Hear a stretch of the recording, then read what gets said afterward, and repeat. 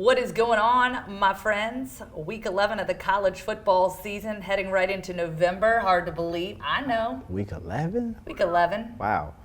I know this one might be a little bit of a tough one for the Alabama Crimson Tide fans out there, but we got to break this down. The season rolls on. We got to find that optimism, so we're going to break this thing down for yet another episode with my buddy, Mike the Real McCoy. Oh, let's go now.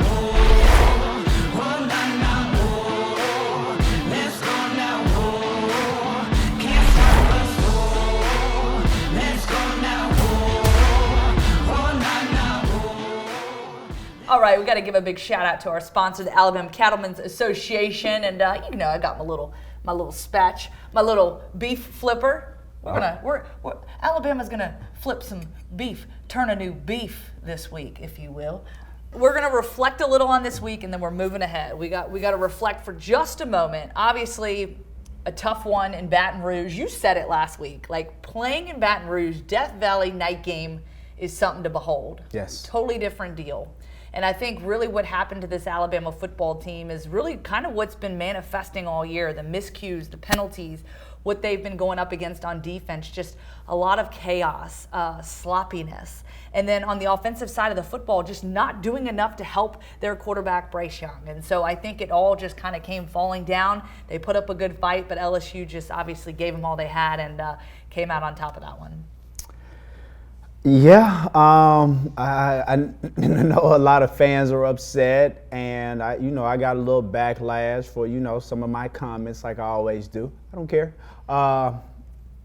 but I feel like, again, this team it's a very good team. It's a very talented team, but I think they have fallen victim and they're feeding into their own demise. I mean, again, you guys hear me say time and time again about these kids loving fame more than anything. Tell me why after the game, I'm just on Facebook and I see several of the players posting about how their heart's being broken. You just lost and you already on social media? Gee whiz, I think it's time to reboot. We already know what they need to do. It's a lot of things that need to take place, and Coach Saban gonna have to go back to old Nick, not Saint Nick, the old Nick Saban. Yeah, and this is the first time since 2010 that Alabama has faced two losses going into the Iron Bowl, right? And it ain't done yet because Alabama's got Ole Miss this week in Austin Peay. Obviously, at home will be a gimme game, and then Will it?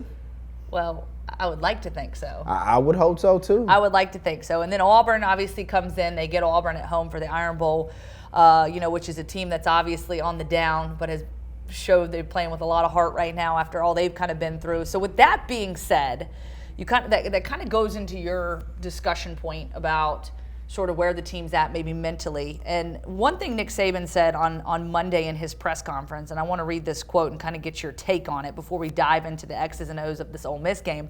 I know people have kind of written us off to some degree, but at the same time, I think we have a lot of pride as an organization.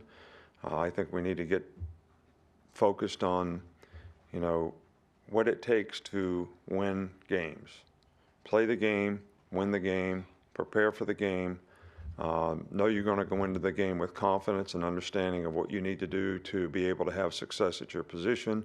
And I kind of take away from this one thing throughout my travels this football season. There was a player on a specific team that we were talking to about the difference in hoping to win football games and knowing to win football games. And he literally said, the difference is, we were a team that was hoping. There's teams out there like Alabama and Clemson and those type of teams that know every time they go into a football game, they're going to win. But we're sitting in a little bit of a different situation right now. And yes, I mean, the whole idea, I think some people have written us off. That's, I think, it's like the world just comes crashing down because Alabama is no longer in the SEC picture for the SEC championship, the college football playoff. But what do you sort of make of Nick Saban's statements here? But that's poking the bear. That's one of those things. That's what makes Nick Saban great. He likes adversity. I haven't seen it in a while. He got a lot of good things going on outside of football. They've always done well. Well, now the playing field is getting even now. So now we got to go back to old Coach Saban. He got to go back and he has to relive those glory days. He has to go back into those old archives and find out what is the root cause. And I honestly think the root cause is he got too many yes men around him. Nobody's challenging him. Coach Saban, I remember when, I'm not going to call any coach's name, but they used to get into about who was right. It was passion.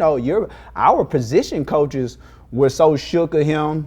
They used to get on to us. So it was a different level of accountability. And I think that's what's happening right now. You hear me say again on the sidelines, you got guys sitting down, coaches really not talking, not moping around. How old is Coach Saban again? 71. And he's the only firecracker on the sideline.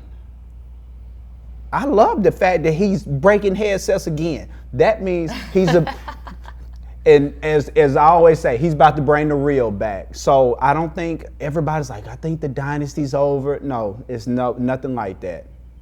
But I think he's going to have to make some different, he's going to definitely have to make some changes, and he's going to have to bring some old heads back in there, people that were and are invested in the program.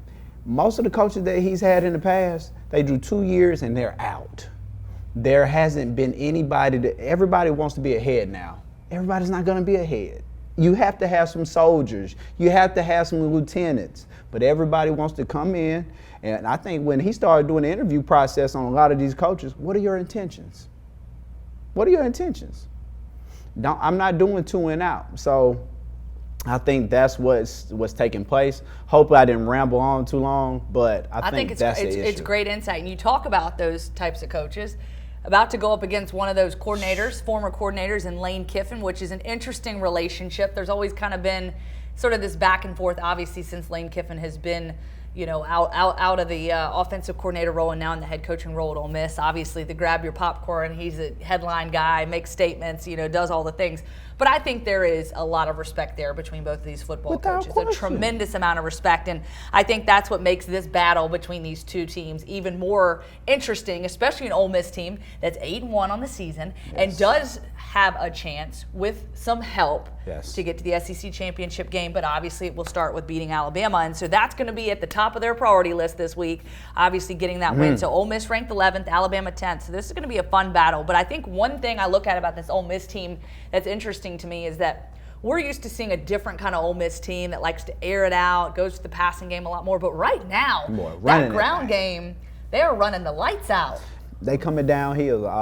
The good thing about what's tricky about Kiffin and his offense is he can run the play from several different formations. So it's really hard to dial in and hone in on exactly what he's doing. So him being a mastermind like he is, I think he's going to ruffle some feathers this week. Yeah, I think when you have Quinshon Judkins,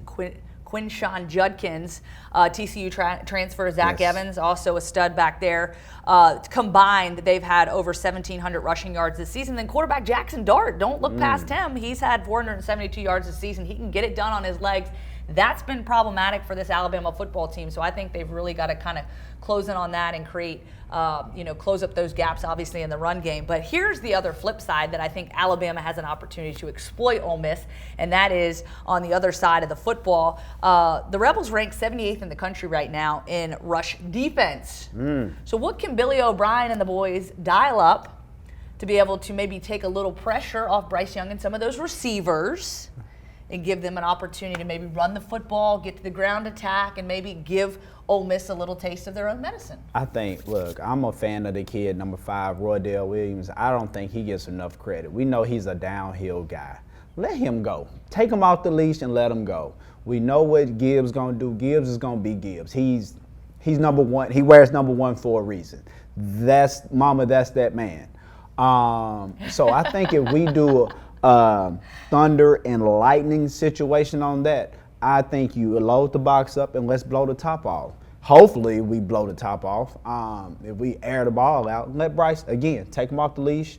If we let Bryce be Bryce and we have that thunder and lightning combination, can't lose.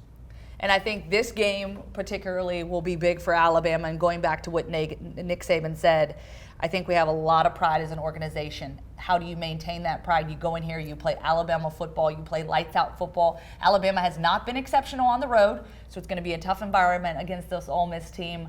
But I got Alabama coming back and winning this one. I'm going to go final score 35-27. Oh, that's close. Give me 27-24 Bama. So you going that close? Yeah, I'm field going to goal. call field goal. Yeah. Potentially scooting into overtime.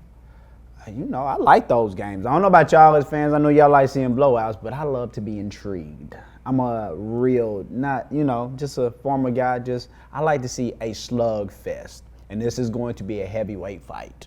Yep, and that game kicks off at 2:30 on CBS. It's going to be a fun one to watch because them boys got, what do they got? They got beef. Brought to you by Alabama Beef Farmers and Ranchers.